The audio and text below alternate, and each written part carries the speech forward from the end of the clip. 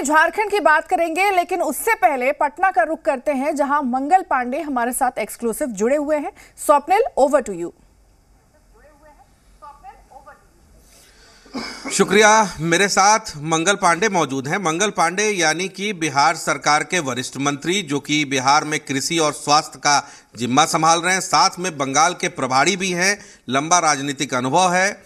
मेरे साथ मंगल पांडे हैं, सीधा उनसे कुछ सवाल लिए लेते हैं। मेरा पहला सवाल है कि आप लोगों ने अभी तक एक दुखद घटना हुई है, उस पर भी आएंगे, पहला उसी से सवाल ले लेते हैं। जो जयपुर में घटना हुई है, उसको लेकर के तमाम जगह चिंताएं हो रही हैं। क्या आप लोगों ने कुछ बातचीत की राजस्थान में? निश्चित रूप से आज जो घटना घटी है जयपुर में और बिहार के 5 लोगों के दुखद मृत्यु का समाचार प्राप्त हुआ है, इससे व्यक्तिगत रूप से भी मैं बहुत दुखी और मर्माहत हूं। और इस दुख की घड़ी में उस परिवार को ईश्वर इस कष्ट को सहने की ताकत दें, ये ईश्वर से कामना भी करता हूं। और बिहार की सरकार उन पीड़ित परिवारों के साथ खड़ी है। मेरा दूसरा सवाल पॉलिटिकल है, चूंकि आप पॉलिटिकल व्यक्ति भी हैं, तो अभी तो आप लोगों ने सीट का तो अनाउंसमेंट कर दिया, कौन कहां से लड़ेगा ये कब क्लियर करेंगे? किस सीट से किस पार्टी के उम्मीदवार होंगे, इसकी सूचना आप सब लोगों के माध्यम से आम लोगों तक पहुंच चुकी है। किस उम्मीदवार को किस सीट से लड़ने की जिम्मेवारी मिलेगी, यह विषय हमारे केंद्रीय नेतृत्व का होता है, केंद्रीय चुनाव समिति के द्वारा तय होता है। तो जब केंद्रीय स्तर पे ये विचार विमर्श हो जाएगा और हम निर्णय तक पहुंचेंगे, तो पार्टी का केंद्रीय नेतृत्व इन विषयों को आपके माध्यम से लोगों तक जरूर पहुंचाएगा और सबसे पहले ये जानकारी आप सब लोगों के पास ही जाएगी और उसके माध्यम से जनता को जाएगी। कहा जा रहा है कि चूंकि आप प्रदेश अध्यक्ष रह चुके हैं, प्रदेश की राजनीति को बखूबी समझते हैं, कहा यह जा रहा है कि पशुपति पारस अब तो इस्तीफा भी दे चुके हैं, बिल्कुल नाराज हो गए, रुख अलग कर सकते हैं। तो आपका कहीं ना कहीं आपके अंदर से जो पूरा स्टैटिक्स था आपका, उसमें तो टूट दिख रही। नहीं, देखिए, हमेशा पूरे देश के स्तर पे हम देखेंगे तो आप अनुभव करेंगे कि हमारा जो राष्ट्रीय नेतृत्व है, हर राज्य में हर जगह पे जो हमारे सहयोगी दल थे, उन सहयोगी दलों के साथ बहुत सम्मानजनक तरीके से बात करके एक एक लोगों को एनडीए के अंदर पूरी प्रतिष्ठा के साथ, सम्मान के साथ रखा, बातचीत किया। चाहे दल छोटा हो बड़ा हो, लेकिन एनडीए के जो भी हमारे साथी रहे हैं, सबको हम सब लोगों ने पूरा सम्मान किया है।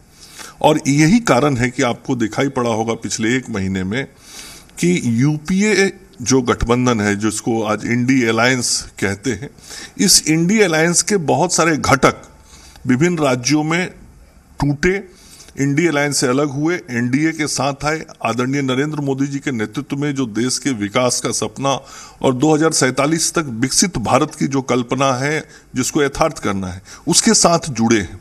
और एनडीए के लीडरशिप पे जो भरोसा विभिन्न राजनीतिक दलों का है, वो भी दिखाई पड़ रहा है। बिहार में भी जो हमारा एनडीए अलायंस है, उस एनडीए अलायंस को हमने पूरी तरीके से एक साथ रखने का काम किया, प्रयास किया। हाँ, एक विषय आदरणीय पशुपति पारस जी का आया है और उनका विषय जो है वो उनकी जो भावनाएं हैं, उन्होंने अपनी भावनाओं को व्यक्त किया है और वो पब्लिक डोमेन में भी आया है। और हमारे नेतृत्व के लोग भी इन सारी चीजों को देख रहे हैं। बस 2 छोटे छोटे सवाल बच गए। एक सवाल तो ये है कि आपके पास स्वास्थ्य पहले भी रहा है, कृषि अभी आया है, कितनी बड़ी चुनौती है? दोनों सीधे तौर पर पब्लिक डोमेन से जुड़ा मामला है, किसानों से जुड़ा मामला है, एक हेल्थ से जुड़ा मामला है, तो ये दोनों बड़ी चुनौती है। चुनौती के साथ अवसर भी होता है ना, और एक चुनौती का तो सामना मैं पिछली बार 5 साल से अधिक समय तक किया। दुनिया का जो सबसे बड़ा महामारी आया कोरोना, उस कोरोना के संकट काल में बिहार के अंदर लोगों को केंद्र की सरकार के सहयोग से और बिहार सरकार के नेतृत्व से, मतलब आदरणीय प्रधानमंत्री नरेंद्र मोदी जी और माननीय मुख्यमंत्री नीतीश कुमार जी के नेतृत्व में हमने उस चुनौती का सामना किया और बिहार को बचाने का काम किया था उस कोरोना की महामारी से, और सभी सुविधाएं उपलब्ध कराई थी। इसके अलावा भी कई प्रकार की समस्याएं आई थी जिसका समाधान हमने किया था, और एक अनुभव हमारे पास उस विभाग का है जो आगे हमारे काम में सहायक होगा। दूसरा, कृषि विभाग भी एक बहुत ही महत्वपूर्ण विभाग है, चूंकि बिहार एक मूल रूप से कृषि आधारित राज्य है। बिहार की 75% से अधिक आबादी आज भी कृषि पर निर्भर करती है और हमारा जो इकोनॉमी है वो इकोनॉमी का एक बड़ा पार्ट कृषि से जुड़ा हुआ है। हमारा स्टेट का यदि ओवरऑल जीडीपी देखेंगे तो उसमें एग्रीकल्चर का एक बड़ा रोल है और किसानों की समृद्धि में ही बिहार की समृद्धि छिपी है। किसानों के विकास में ही बिहार का विकास है और पर कैपिटा इनकम भी यदि देखेंगे तो जितना हम किसानों का पर कैपिटा इनकम बढ़ाने में सफल होंगे उतना बिहार का पर कैपिटा इनकम बढ़ेगा। और कई फसल ऐसे हैं जिन फसलों के निर्यात की भी संभावनाएं बहुत हैं। बिहार एग्रीकल्चर के क्षेत्र में अभी बहुत आगे बढ़ सकता है और जो चौथा कृषि रोड मैप जारी हुआ है जिसे आदरणीय राष्ट्रपति महोदया ने जारी किया था, उस कृषि रोड मैप के काम को पूरा करते हुए हम एक कृषि के क्षेत्र में और बड़ी क्रांति लाके बिहार के किसानों को समृद्धि की ओर ले जाएंगे। और मैं गांव से जुड़ा हुआ व्यक्ति हूं, किसान परिवार से जुड़ा हुआ व्यक्ति हूं, गांव के गरीबों के, किसानों के, मजदूरों को समस्याओं को समझता हूं।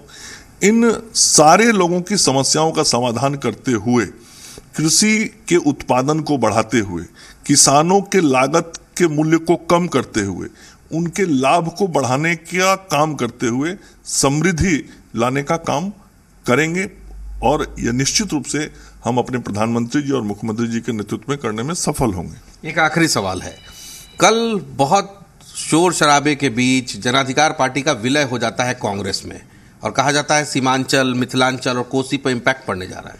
इस सब पार्टी का कोई महत्व कितना है बिहार में आप सब लोग जानते हैं। किसी भी राजनीतिक दल का ताकत इस बात से आंका जाता है कि उसको वोट कितने मिलते हैं। तो जिस पार्टी का विलय कल हुआ है कांग्रेस में, इसके पहले लोकसभा और विधानसभा का चुनाव वो पार्टी लड़ी है, तो आप आंकड़े देख लीजिए कितना वोट मिला है। तो जितना वोट मिला है वही हैसियत है उस पार्टी की, और वैसे पार्टी का विलय हो या वो पार्टी स्वतंत्र है उसका क्या मतलब है। ये मंगल पांडे थे जिनसे अलग अलग विषयों पर हमने बातचीत की। उन्होंने खुलकर अपनी राय रखी है। मेरे सहयोगी कैमरा पर्सन विजय बने हुए थे कैमरे पर। Over to you Aishwarya. बिल्कुल। और